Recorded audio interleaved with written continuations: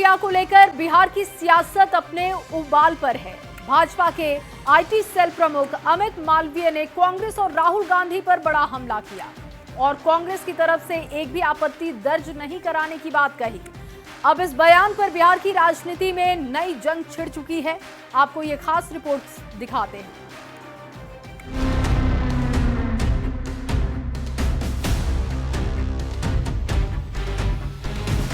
Social media platform x पर अमित मालवीय ने लिखा कि बिहार में जब चुनाव आयोग एसआईआर की प्रक्रिया पूरी कर लेता है और फाइनल वोटर लिस्ट जारी करता है, तब ये साफ हो गया कि कांग्रेस पार्टी ने न तो किसी मतदाता को जोड़ने और न ही हटाने के लिए निर्धारित फॉर्मेट में कोई शिकायत दर्ज कराई। मालवीय ने सीधे राहुल गांधी पर हमला करते हुए कहा कि उनकी यात्रा लोकतांत्रिक अधिकारों की रक्षा नहीं बल्कि अवैध प्रवासियों को बचाने और राष्ट्रीय सुरक्षा को कमजोर करने की साजिश थी, जिस पर कांग्रेस ने पलटवार किया। देखिए, मुख्य चुनाव आयुक्त जिस प्रकार से बीजेपी के प्रवक्ता की तरह बात करते हैं, ठीक उसी प्रकार बीजेपी के लोग भी चुनाव आयोग के प्रवक्ता के रूप में बात करते हैं। तो साफ जाहिर होता है इससे कि दोनों का मैच फिक्स है।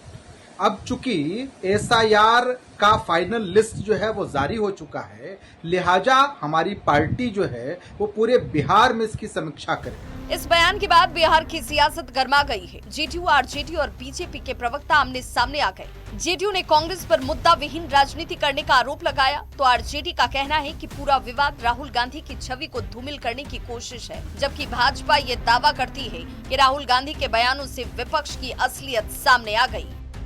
इंटेंसिव रिवीजन को लेकर बिहार में राहुल गांधी जी और भाई तेजस्वी जी भ्रम फैलाकर बिहार में अराजकता उत्पन्न करना चाहते थे, लेकिन वो सफल नहीं हुए। जनता दल के कार्यकर्ता हो या एनडीए के कार्यकर्ता धरातल पर जाकर मतदाता को मदद कर रहे थे, लेकिन राहुल गांधी जी मदद न करके भ्रम फैलाकर राजनीतिक दुकानदारी चलाना चाहते। अदालत में है, जनता तय करेगी। लोकतंत्र में जनता मालिक होती है और जनता ने 2025 में मन बनाया है कि भाजपा और एनडीए का बिहार से सफाया करना है और महागठबंधन की सरकार माननीय नेता प्रतिपक्ष तेजस्वी प्रसाद यादव के नेतृत्व में बनाना। खोदा पहाड़ निकली चुहिया। एसआईआर को लेकर कांग्रेस और राजद ने जो बवेला मचाया, उसका हस्त्र यही हुआ। चुनाव आयोग की नवीनतम रिपोर्ट ऐसे दलालों की आंखें खोल देने वाली है। हालांकि मौका अब भी दिया गया है। यदि कोई व्यक्ति वोटर लिस्ट से नाम हटने से असंतुष्ट है तो वह जिले के डीएम के यहाँ प्रथम अपील और बिहार के मुख्य निर्वाचन पदाधिकारी के यहाँ दूसरी अपील कर सकता है। इधर आरएलजेपी प्रमुख पशुपति कुमार पारस ने बड़ा सवाल खड़ा किया और कहा कि अगर मतदाता सूची में गड़बड़ी थी तो ये मुद्दा लोकसभा चुनाव के वक्त क्यों नहीं उठा। पारस ने सीधा आरोप लगाया कि ये पूरा विवाद राजनीति से प्रेरित लगता है। लोगों का नाम हटाया गया है, कुछ लोगों का नाम जोड़ा गया है। देखिए, ये तो पॉलिटिकली मोटिवेटेड होकर लोगों ने किया है शुरू से। मैं आपको एक बात कहता हूँ कि यदि मतदाता सूची गलत है, आपने लोकसभा के चुनाव के समय में क्यों नहीं करवाया?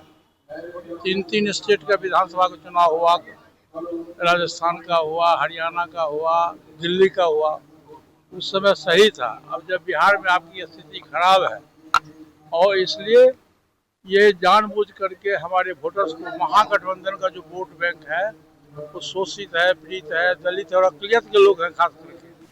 यानी एसआईआर प्रक्रिया अब महज एक तकनीकी मुद्दा नहीं रहा, बल्कि बिहार की सियासत का नया अखाड़ा बन चुका है।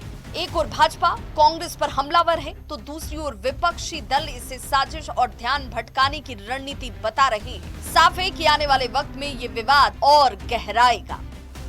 न्यूज़ 18 के लिए पटना से अमित कुमार की रिपोर्ट।